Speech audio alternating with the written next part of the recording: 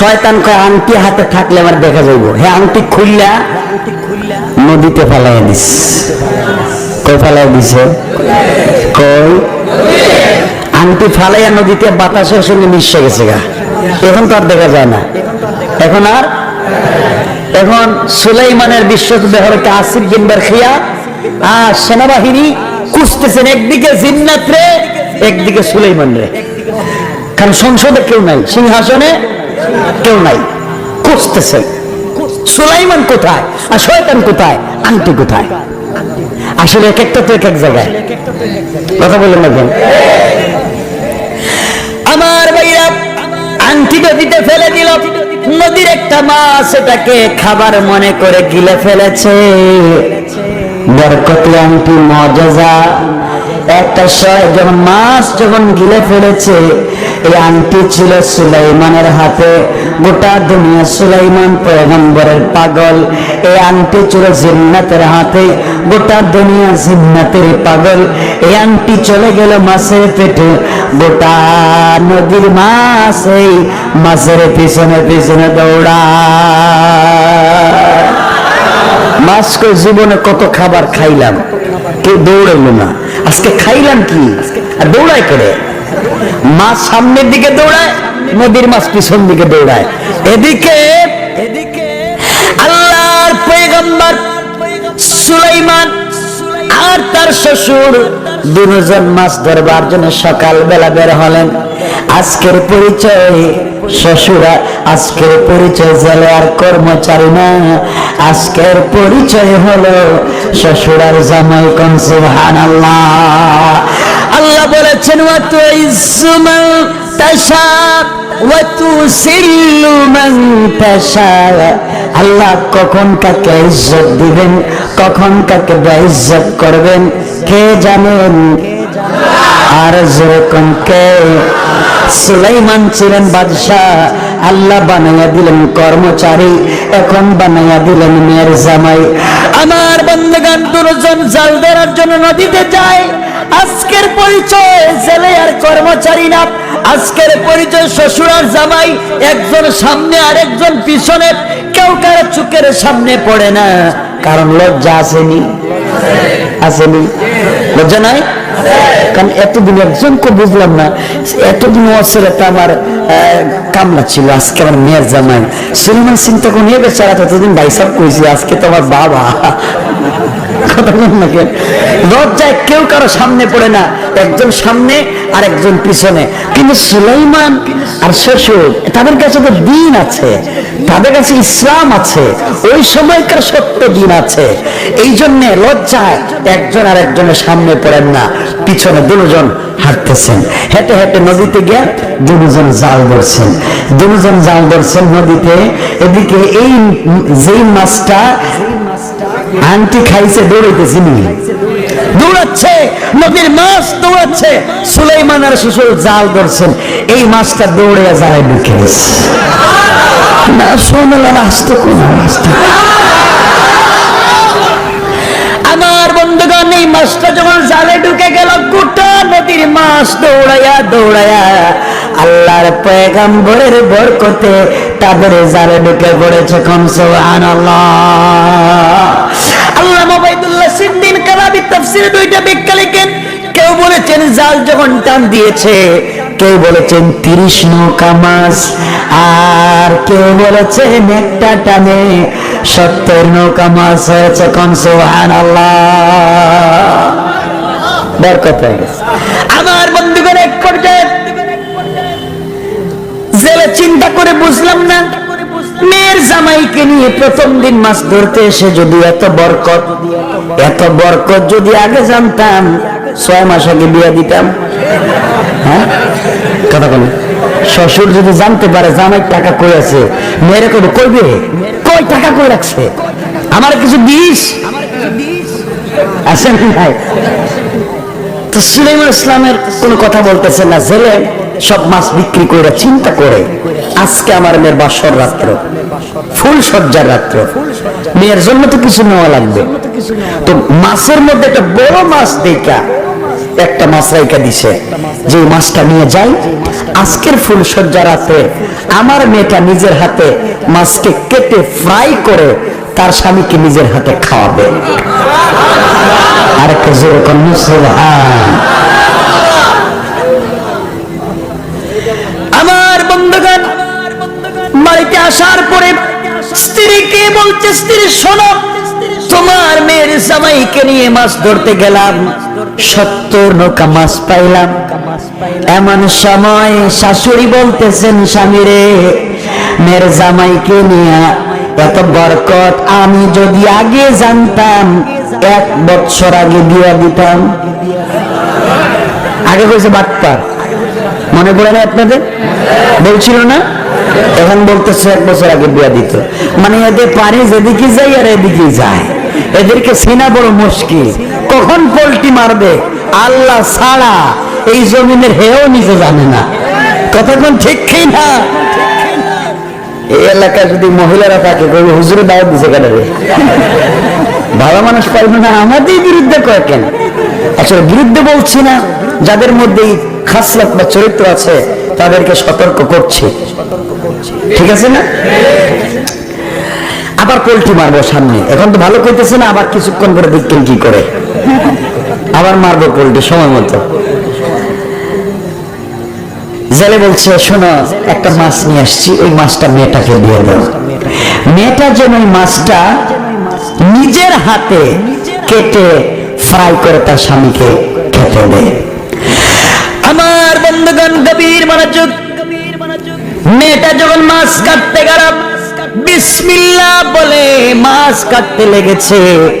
মাছের পেটে যখন টান দিয়েছে, অমনি মাছের পেটের ভিতর থেকে দবদবে একটা সাদা আংটি বের হয়ে গেছে। কোন সুবহানাল্লাহ, আল্লাহু আকবার।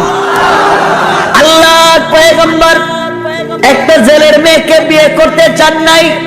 আল্লাহ রাব্বুল ইজ্জত ওয়াল জালাল ক্ষমতা ছিনাইয়া, রাজত্ব কেড়ে নিয়া, পাবলিক দিয়ে পিঠা খাওয়ায়া, নদীর পারে রেখে দিয়া, জেলের ঘরে কর্মচারী বানায়া, জেলের মেয়েকে বিয়ে করায়া আল্লাহ তার ওই মুআজিজার আংটিটা জেলের মেয়ের হাত পর্যন্ত পৌঁছায়া দিয়েছেন। কোন সুবহানাল্লাহ। এই কথাই আমার আল্লাহ কোরআনে কারীমের 19 নম্বর পারার 25 নম্বর সূরা সূরাল ফুরকানের 63 নম্বর আয়াত আয়াতের প্রথম অংশে বলেন, ওয়া ইবাদুর রাহমানিল্লাযীনা ইয়ামশুনা আলাল আরদি হাওনা। অহংকার করা যাবে না, কাউকে ছোট মনে করা যাবে না। যেই জিনিসের কারণে অহংকার করেছো, ওই জিনিস আমি আল্লাহ অন্য কাউকে দিয়া তোমাকে ভিখারি বানায়া দিতে পারি। কোন ঠিক কিনা? এই যে প্রমাণ, ঠিক? আর কেমনে বোঝালে বুঝবে? মেয়েটা চিন্তা করলো, যা যা হয়েছে তো হয়েছে, মাছের পেটে একটা আংটি পাইলাম, আজকে ফুলসজ্জার রাত্র, বাসর রাত্র, স্বামীকে উপহার উপঢৌকন দেওয়ার মতো তো কিছু নাই, তাইলে আংটিটাই দিল। আল্লাহু আকবার। আংটি কি জায়গা মতো যাইতেছে? সুলাইমান আলাইহিস সালাম কিন্তু জানে না এই মেয়েকে, এই মেয়ে জানে না সুলাইমানকে। কেউ কাউকে চিনে, কেউ কাউকে জানে। আংটি তো কোত্থেকে আসলে মেয়েটাও জানে না, সুলাইমানও কিছু জানেন না, এখনো তাদের বাসর রাত্র হয় নাই। আমার বাইরে এক পর্যায়ে বাসর রাত্রে, ফুলসজ্জা রাত্রে, এই মেয়েটাকে নতুন বধূর মতো সাজাইয়া, অলংকার জওহর পরিধান করাইয়া আমার বন্ধুগণ আল্লাহর পয়গম্বরের রুমে নিয়ে যাওয়া হলো। আমার মুসলমান ভাইরা এক পর্যায়ে আল্লাহর পয়গম্বরের রুমে নিয়ে যাওয়ার পরে এই ঘরের ভিতরে কেউ নাই, আল্লাহর পয়গম্বর সুলাইমান এবং এই মেয়ে ছাড়া কেউ নাই।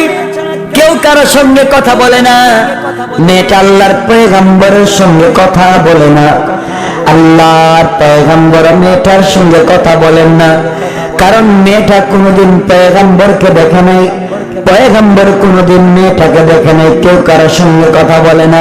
আমার বন্ধুগণ, আল্লাহর পয়গম্বর কথা বলা শুরু করলেন, বললেন, স্ত্রী শোনো, তুমি আমার স্ত্রী, আমি তোমার স্বামী, আমি কি তোমাকে কয়েকটা প্রশ্ন করতে পারি? আল্লাহর পয়গম্বর বললেন, কয়েকটা প্রশ্ন করতে পারে কিনা? মেয়েটা বলেছে, স্বামী অবশ্যই আপনি আমাকে প্রশ্ন করতে পারেন। আল্লাহর পয়গম্বর বললেন, স্ত্রী তাহলে শুনো, আমার প্রথম প্রশ্ন বলো তো দেখি, তোমার জীবনে তুমি কোন ছেলেকে পছন্দ করতে কিনা, তুমি কোন ছেলেকে ভালোবাসতে কিনা, কোন ছেলের সঙ্গে তোমার প্রেম ছিল কিনা? এই মেয়েটা জিন্দগিতে কোন ছেলেকে কি দেখছে? কথা বলেন। প্রেম ভালোবাসার কোন সুযোগ আছে? কথা বলেন না কেন? আমরা কি বলতাম? আমরা বলতাম না, ইউনিভার্সিটিতে পড়ার সময় বেশি চান্স পাইনি, মাত্র 5টা। ছেলেকে তো তুমি 5টা, আমি তো সেঞ্চুরি করছি। কথা বল না কেন?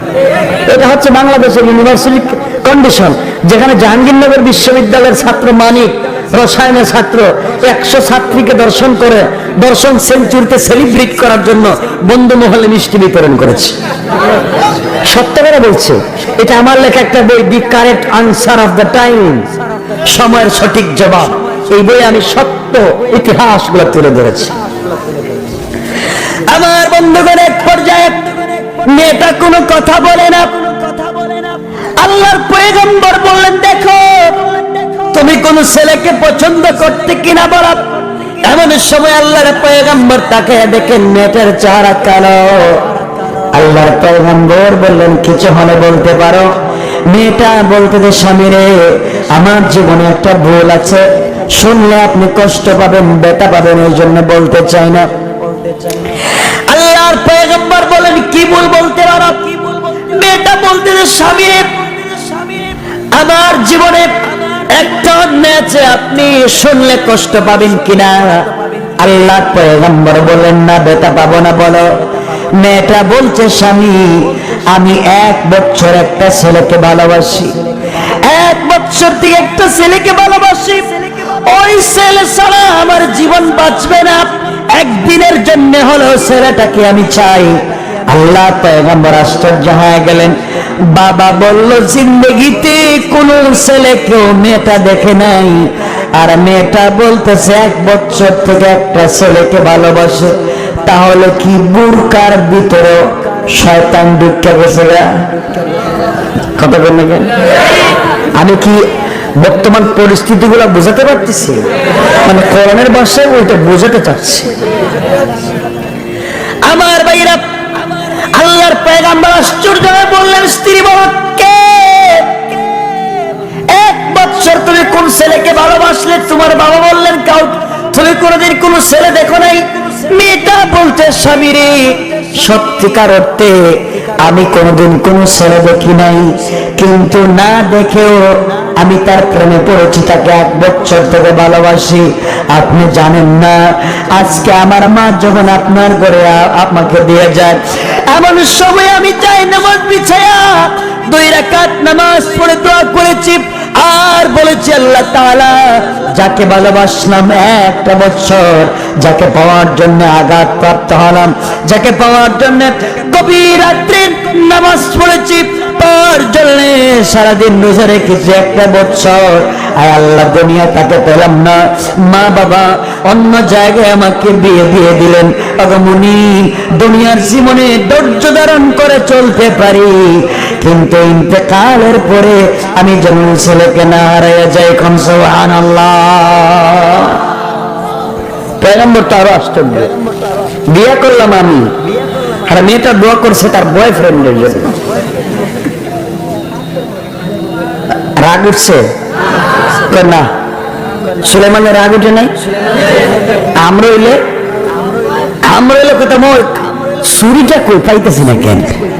সাইজ করে হলো 20 লাখ টাকা মোহর দিচ্ছে আমি, আর দোয়া করছো তুমি আরেকজনের নামে। আমাদের দেশের মেয়ে এটা করতো না। আমাদের দেশের মেয়েরা 100টা প্রেম করলো, বছর রাত্রে স্বামীকে কসম, আমি কোনো ছেলেরা দেখছি না। কথা বললেন, কি চরিত্র আমাদের, কি চরিত্র আমাদের, চিন্তা করেন। আমার বন্ধুগণ, কত সংক্ষেপে পর্যায়ে আল্লাহর পয়গম্বর বললেন, স্ত্রী শোনো, তুমি ছেলের পরিচয় দাও। কোন ছেলের জন্য তুমি 1 বছর রোজা রেখেছো? কার জন্য 1 বছরে তুমি দোয়া করেছো? কার জন্য 1 বছর গভীর রাত্রে নামাজ পড়ে কান্না করেছো? কে সে? স্ত্রী বলতেছে, স্বামী রে, এই ছেলের পরিচয় দিলে ছেলেটাকে আপনি মারবেন। আল্লাহর পয়গম্বর বলেন, কথা দিলাম না যে স্ত্রীকে বিয়ে করার পরে আরেকটা ছেলের জন্য দোয়া করতে পারে, আমি তার জীবন নষ্ট করতে চাই না। তুমি আমাকে ছেলের পরিচয় দাও। তোমার শরীরে আমি এগুলো টাচ পর্যন্ত করি নাই, তোমাকে আমি তালাক দিব। আর কথা দিলাম তালাক দিয়া যে ছেলেকে পছন্দ করো ওই ছেলের হাতে তোমাকে উঠাইয়া দেব। কোন সুবহানাল্লাহ। মেয়েটা সুলাইমানের হাত ধরে বলতে, স্বামী কথা যদি সত্যি হয় তাকে তাহলে শোনেন, আমি যেই ছেলেকে ভালোবাসতাম সেই ছেলেকে আপনিও চিনবেন, আমিও চিনি, দুনিয়ার মানুষ চিনে। যেই ছেলের জন্য আমি পাগল, যার জন্য কলিজা শুকায়া যায়, যাকে পাওয়ার জন্য আমার মা বলছে ভুলে যাও, বলতে পারেনি, মারলো। বাবা খাবার বন্ধ করে দিল। রাত্রের পর রাত বিছানায় তাহাজ্জুদের সিজদায় কাঁদতে কাঁদতে চোখের পানি শুকিয়ে গেল। ওই ছেলেকে আমি বলতে পারি নাই, একদিনের জন্য হলো আমি স্বামী হিসাবে তাকে চাই। ওই ছেলে আর কেউ না, কেউ না, কেউ না, ওই ছেলে হলো আমাদের দেশের বাদশা পয়গম্বর সুলাইমান।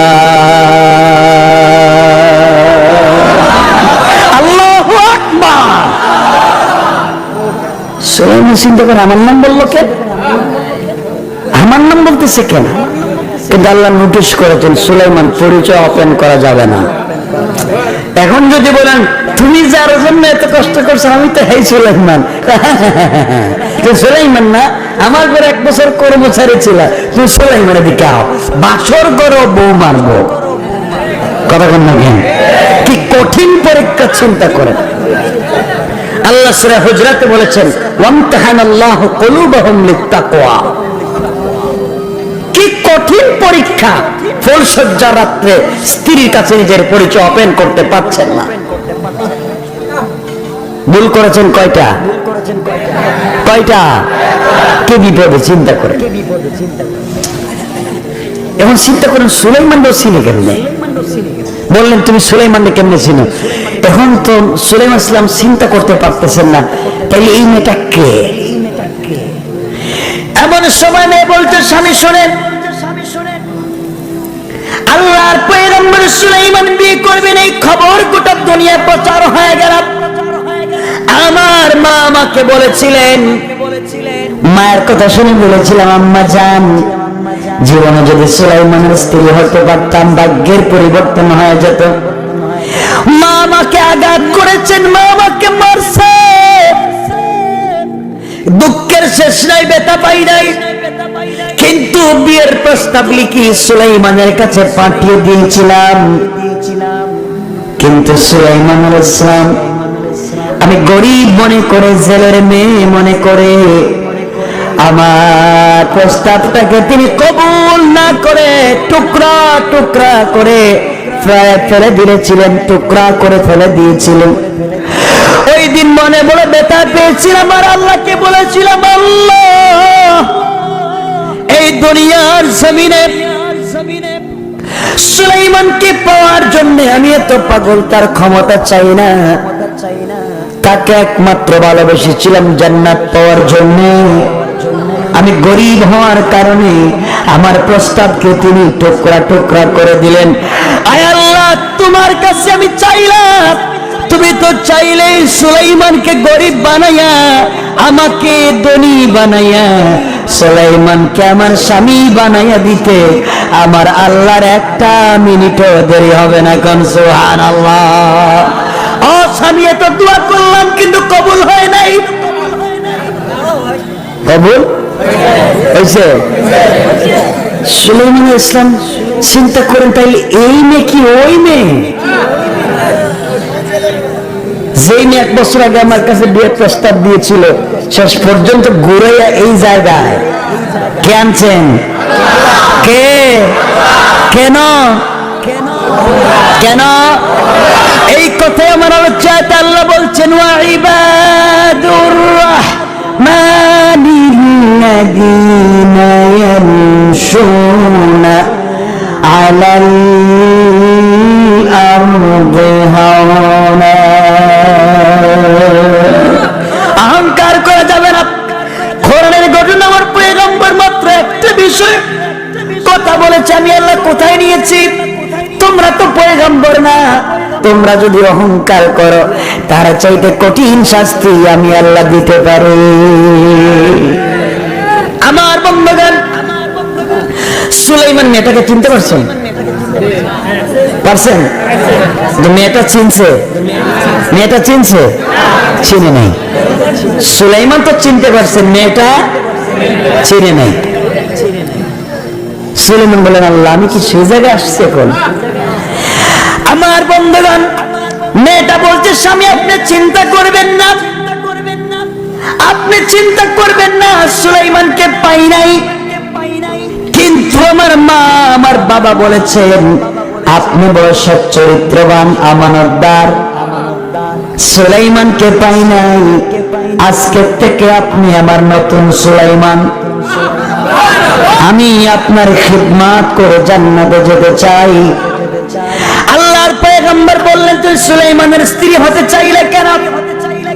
মেয়েটা বলছে স্বামী রে, সুলাইমানের স্ত্রী হতে চেয়েছিলাম এই জন্যে তিনি পয়গম্বর, তিনি আমানতদার, তিনি আল্লাহর পয়গম্বর, নির্ঘাত নিঃসন্দেহে জান্নাতি। আমি যদি তার স্ত্রী হতে পারতাম গোটা জিন্দেগি তার পায়ের নিচে আমার মাথাটাকে রেখে দিয়া তার খিদমত করে করে আল্লাহর জান্নাতে যেতে চাই, কিন্তু সুযোগ তো পাইলাম না। যাক আপনার খিদমত করব, আপনার খিদমত করব, দরকার নাই। সুলাইমান বললেন আমি কথা দিলাম তোমাকে সুলাইমানের কাছে ফিরিয়ে দিব। তিনি ফিরিয়ে দিবেন? তিনি তো নিজেই সুলাইমান। পরিচয় দিতে পারবেন? পরিচয় দিতে পারবেন? পারতেছেন না। মেয়েটা বলতে দরকার নাই, সুলাইমানের দরকার নাই, আপনি আমার সুলাইমান। কিন্তু স্বামী রাত্র তো গল্প গুজব করে ফুল সজ্জা রাত্র কাটাইয়া দিলাম, রাত্র তো কম হয় না, গভীর হয়ে গেছে, তাদেরও আমাদেরও সমান সমান সমান সমান হয়ে গেছে। এরপরে 2 ঘন্টা কাটায় 2 ঘন্টা সমান সমান না? মেয়েটা বলছে স্বামী রাত্র তো গভীর, গল্প গুজব করে কাটায় দিয়ে লাভ নেই, এক কাজ করি আজকে রাত্রে মেয়েরা স্বামীকে অনেক গিফট করে, উপহার উপঢৌকন দেয়। আমি তো গরিব মানুষ, আপনি জানেন আপনাকে দেওয়ার মতো কিছু নাই, কিন্তু আমার কাছে ছোট্ট একটা গিফট আছে আপনাকে দিতে চাই। চক্ষু খোলা থাকলে দেওয়া যাবে না, আপনার চক্ষু বন্ধ করলে আমি দিব।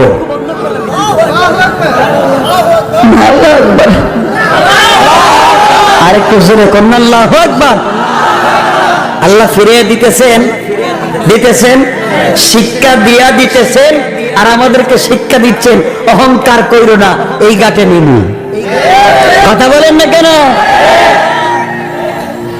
আমার বন্ধুগণ, আল্লাহর পয়গম্বর চক্ষু বন্ধ করে হাত লম্বা করে দিলেন। এমন সময় মেয়েটা মাছের পেটে পাওয়া সেই আংটিটা বের করে, কাপড়ের আঁচল থেকে বের করে আস্তে করে আল্লাহর পয়গম্বরের হাতে পরাইয়া দিয়েছে।